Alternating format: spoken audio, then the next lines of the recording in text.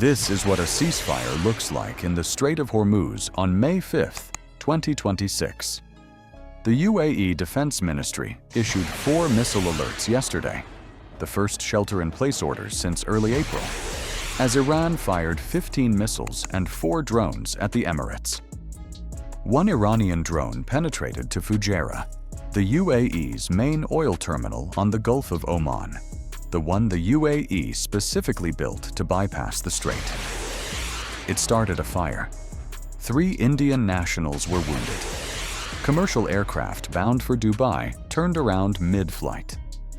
A South Korean cargo ship caught fire in the strait after an explosion and is being towed to port for investigation.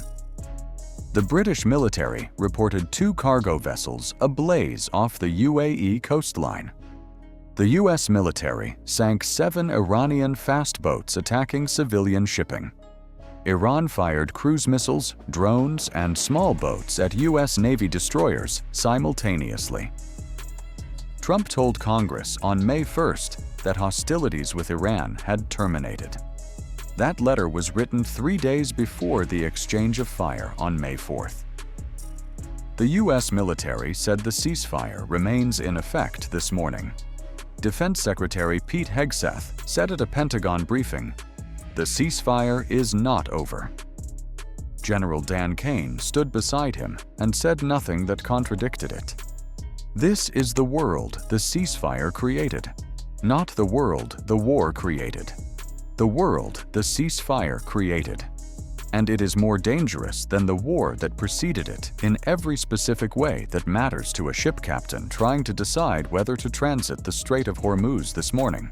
During the war, from February 28th through April 7th, the operational picture was, in a specific and terrible sense, clear. Iran fired. The United States fired back. Commercial shipping stopped because the risk was unambiguous and the decision to anchor was rational. Lloyd's of London closed the Persian Gulf as a high-risk zone. Maersk suspended transits.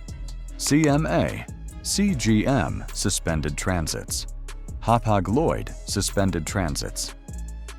Every major container shipping company on Earth made the same decision in the same week, and the collective withdrawal produced a coherent operational status for the waterway, closed uniformly to commercial traffic, under conditions that everyone understood. The insurance market works well in a war. It knows what a war is. It prices risk, declines coverage, and moves on. Ships anchor. Nobody moves. The waterway closes and stays closed, and the closure is legible to every party: shipper, insurer, charterer, port authority, and government, in the same terms. The war was dangerous. The war was also readable. And readable danger has a different economic consequence than danger that cannot be priced. On April 17th, Iran's Foreign Minister Abbas Araghchi announced that the Strait of Hormuz was open to all shipping traffic for the duration of the ceasefire. Oil prices dropped sharply, losing 11% in the immediate aftermath. That price drop reflected the market's belief that the ceasefire meant something operational, that the announcement translated into navigable water, that the legal status of peace corresponded to the physical reality of safe passage. It did not. On April 9th, Abu Dhabi National Oil Company CEO Sultan Al Jaber stated that the strait was still not open despite the ceasefire because Iran is restricting and conditioning traffic. 230 loaded oil tankers were waiting inside the Gulf. The ceasefire was in effect. The strait was closed. Those two facts coexisted without legal contradiction, because the ceasefire text contained no mechanism that compelled Iran to permit transit, no enforcement authority that could be invoked when ships were turned back, and no definition of what open meant that a shipper, an insurer, or a port authority could operationalize. The market priced peace. It received contested under ceasefire, and contested under ceasefire is operationally worse than closed under war, because it creates an ambiguous environment that no insurer will underwrite at commercial rates. If you've never seen a ceasefire dissected as an operational failure rather than a diplomatic success, this channel does exactly that. Not the State Department briefing, not the oil market commentary. The gap between what the text of the agreement required and what the waterway looked like the morning after it was signed. Subscribe, because the next ceasefire governing critical global infrastructure is already being drafted. And no one in that room is asking what happens the morning after it's announced. The ceasefire has created two competing shipping routes enforced by two opposing militaries simultaneously in the same 21-mile channel. Iran has attacked ships that try to transit without going through its own route, along the northern part of the Strait, close to its coastline. That route involves being vetted by Iran's Revolutionary Guard. Payment is required in some cases. The US-approved route runs through Omani territorial waters to the south, the Omani Passage that CENTCOM established as the operational corridor for Project Freedom. CENTCOM describes it as a freedom of navigation route through international waters. Iran describes any vessel using it without IRGC authorization as a ceasefire violation. The IRGC unveiled a new map yesterday declaring Iranian military control over a wide area on either side of the Strait of Hormuz. Not a territorial claim recognized by international law. Not a negotiating position. A military operational map published by Iran's armed forces declaring that the physical geography on both sides of the world's most important oil corridor falls within IRGC authority. That map is the most precise description of the ceasefire's actual operational status. There is an Iranian route and an American route. Ships choosing the Iranian route are vetted by the IRGC and may be required to pay tolls. Ships choosing the American route are protected by US Navy destroyers and may be attacked by Iran. Ships doing neither are not moving at all. The war had one threat model. The ceasefire has three, simultaneously. Iran's Foreign Minister Araghchi dismissed Project Freedom as Project Deadlock. That framing is worth examining carefully because it is more analytically precise than it sounds as a propaganda statement.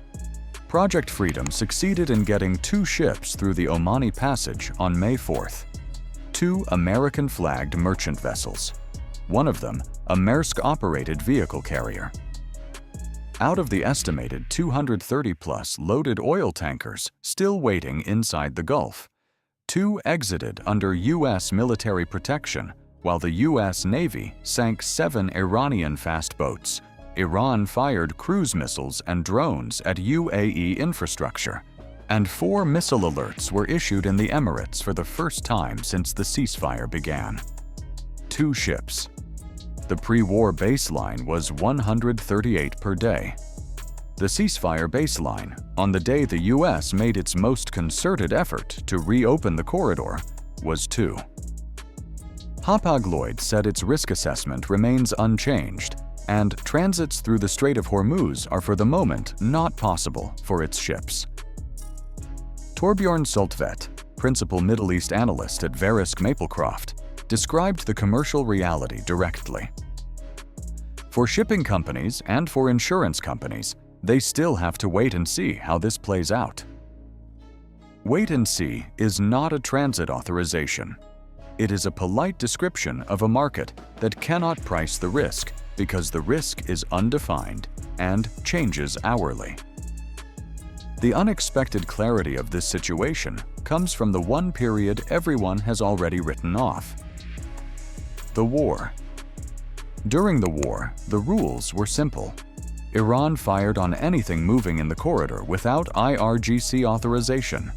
The United States fired back at Iranian military assets.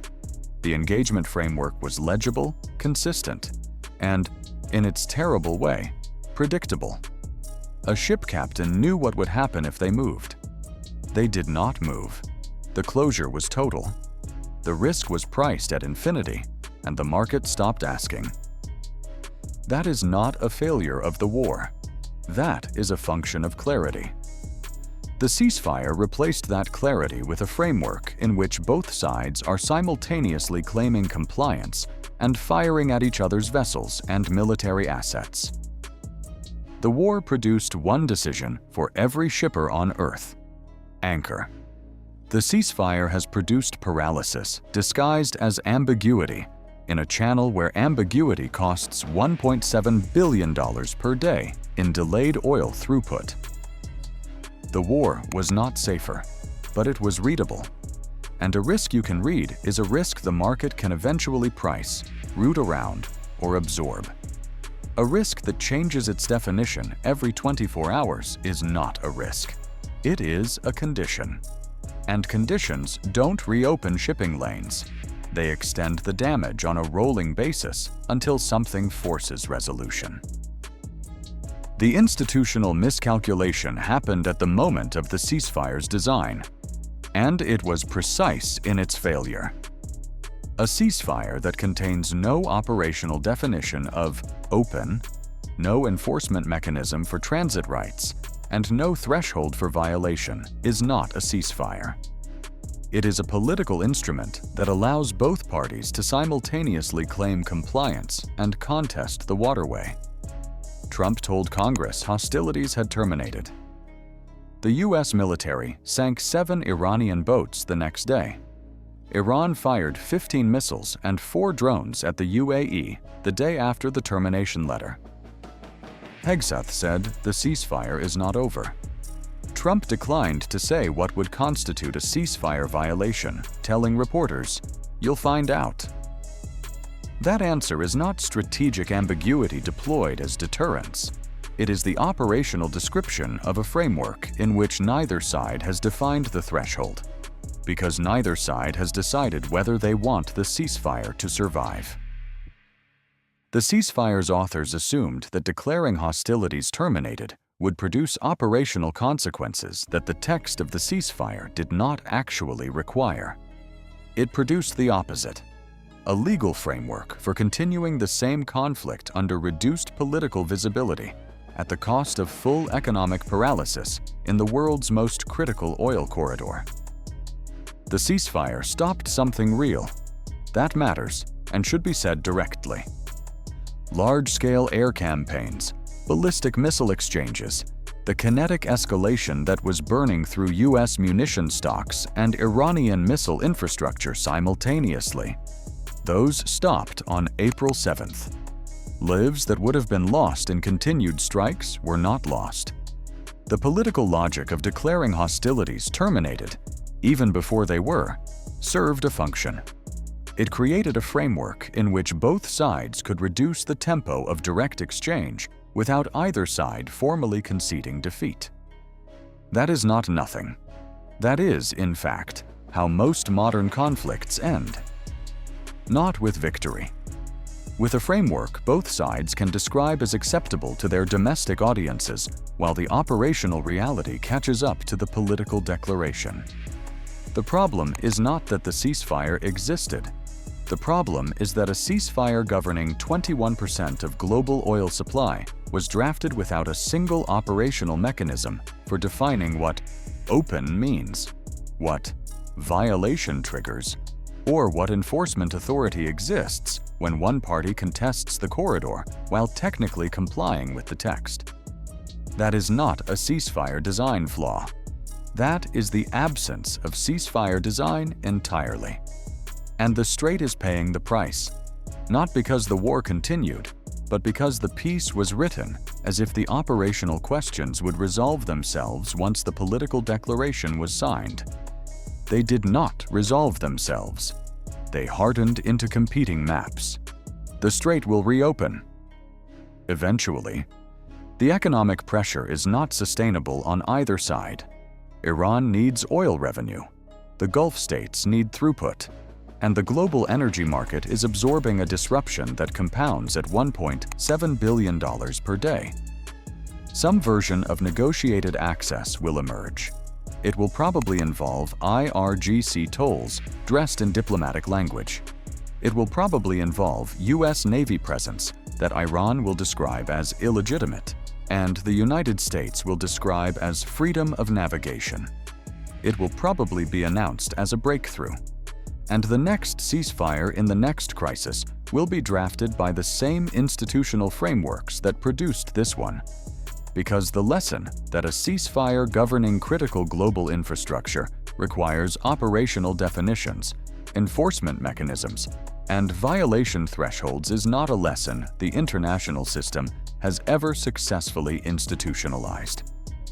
The war ended. The closure continues. The ceasefire made it worse by making it ambiguous. And the next framework that calls itself peace without defining what peace operationally requires will produce the same result. In a different strait, in a different year, with a different adversary, counting the days until the window opens. Subscribe, because the next ceasefire is already being written. And no one in that room is asking what happens the morning after it's signed.